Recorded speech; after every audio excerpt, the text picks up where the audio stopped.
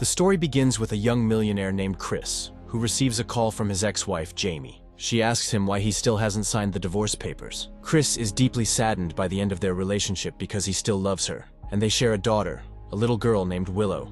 Later that night, Chris heads to the supermarket to buy some dessert when he notices an attractive woman waving at him. She asks if he can help her pick out a good wine. He gladly helps, and they strike up a conversation. She introduces herself as Sky. As they walk out of the store, Sky mentions her Uber just got canceled. Chris offers her a ride and she accepts. When they arrive at her place, she admits she just had a big argument with her roommate and doesn't feel like going back inside. Chris asks if she wants to hang out at his place for a while until her roommate falls asleep. Sky hesitates but eventually agrees. They soon arrive at Chris's multi-million-dollar house, and Sky is visibly amazed.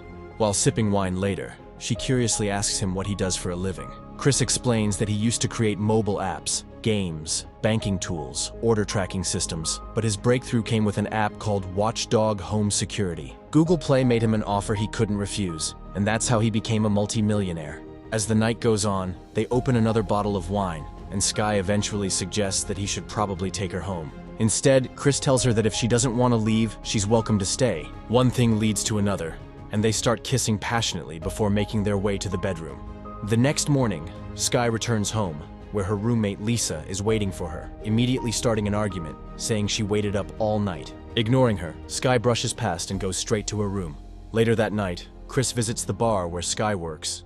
He admits that he likes her and decides to wait until her shift ends. As they walk toward his car afterward, they notice someone trying to break into it. Chris calls out for the man to step away from his car. The thief, an angry-looking Chinese man, begins threatening them. Without hesitation, Sky hurls a beer bottle at him. Enraged, the man attacks Chris and brutally breaks his leg with a crowbar. After a trip to the hospital, they return to Chris's house. Sky, guilt-ridden, apologizes repeatedly, saying it's all her fault. Determined to make things right, she promises to take care of him until he recovers. Chris tells her to take his car and bring her stuff over here. She asks him how will she get in if he falls asleep, and Chris gives her the codes to open the door. Meanwhile, Lisa, visibly disturbed, smokes a cigarette, and her landlord, Ronald, approaches her, telling her that she used to be a lot happier before Sky moved in with her. She brushes him off, but he responds by saying that he's not just her landlord, he is her friend. Sometime later, Sky comes home and starts packing her things. Lisa, trying to stop her, tells her that if Sky leaves, she will die.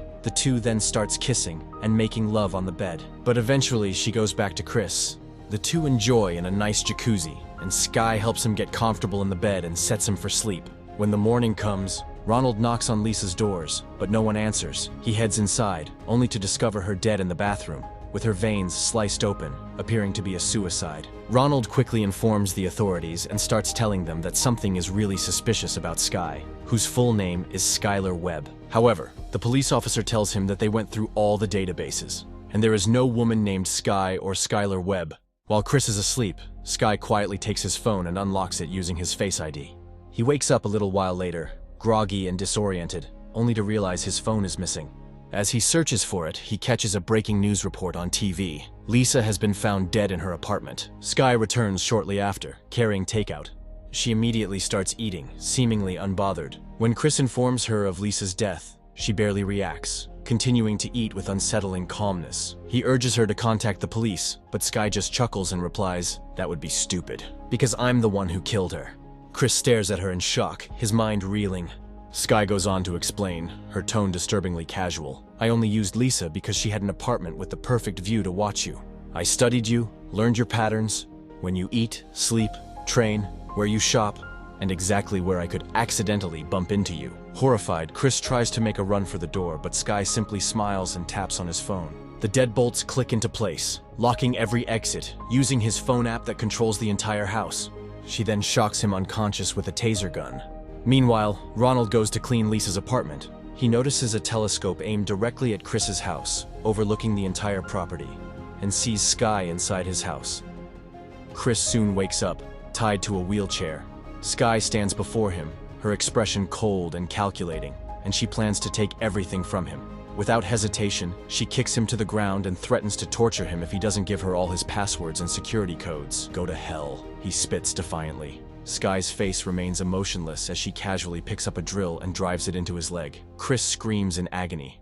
The pain was too much for Chris, and he finally gave up the passwords and codes. Sky quickly transfers all his funds to her account, She then drags the helpless Chris to the kitchen and pulls out a pair of scissors.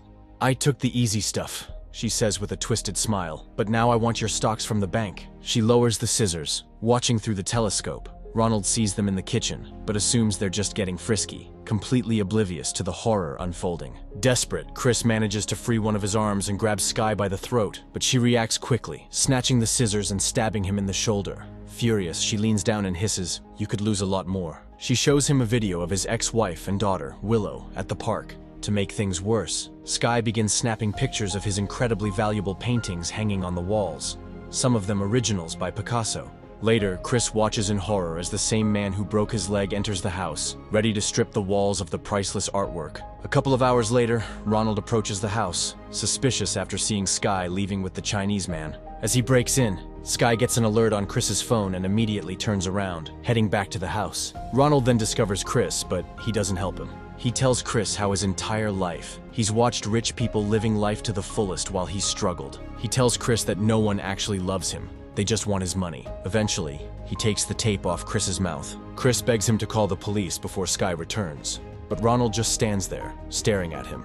Chris promises him $100,000 if he frees him, but Ronald demands cash up front, $200,000. Sadly, Chris doesn't have that amount in the house, but he tells Ronald that he can take the Picasso painting. It's worth around $7 million.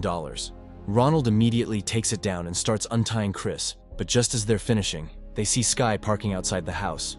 Chris tells Ronald to call the police, but Ronald says he doesn't have a phone because 5G causes brain cancer. As Sky walks in, Ronald grabs a knife and threatens her, telling her to stay back. But Sky calmly pulls out a katana.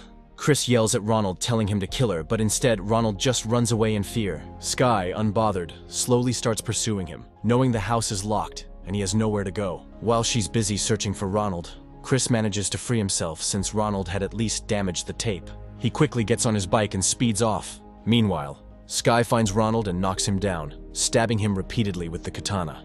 Back to Chris. He's terrified and speeds up, but his bike hits a rock, sending him flying onto the road, narrowly avoiding getting hit by a car. A man gets out of the car and helps Chris in, as he desperately tries to explain what's happening to him. The man makes the call and hands the phone to Chris. Chris tries to explain everything to the woman on the other end, but as he speaks, he suddenly realizes he's talking to Sky. He's back at the house. The man, named Sebastian, looks at Sky, covered in blood, and asks, "Who did you kill?" When she casually replies, "My landlord," Sebastian smirks and comments, "Great way to save on rent." He leans in, and they kiss each other.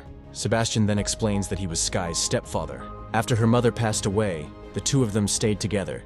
He trained her in the fine art of deception and identity theft. "She's a natural," he says, "especially when it comes to seducing young, lonely guys like Chris." Chris, still confused and desperate, asks, "Why me? There are plenty of rich people out there. Why did you have to steal my life?" Sebastian's response is cold and blunt, "Because you weren't using it."